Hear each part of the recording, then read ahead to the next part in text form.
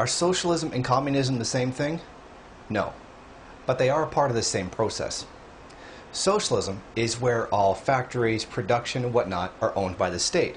So instead of the profits from a business going to a private businessman and does that to support his own class and whatever, it goes to the state.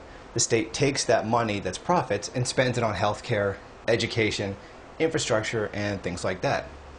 For example, I live in Ontario. We have the LCBO, the Liquor Control Board of Ontario.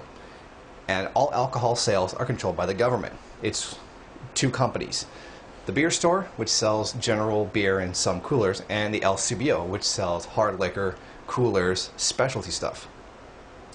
Both of these are profit-making enterprises that are owned by the state.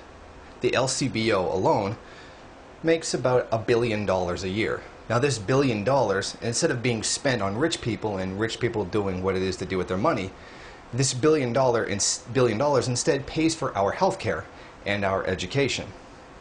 Socialism is where the state owns all the means of production. In other words, all businesses, factories and whatnot, what we call means of production.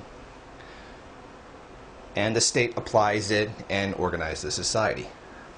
Communism is what comes after socialism. There is no government, no money. Everything is voluntary, and everything is just supplied. There's no act of coercion because there's no government to make you do anything. People do it because their consciousness has evolved to a point where we don't hate people anymore. We don't have greed.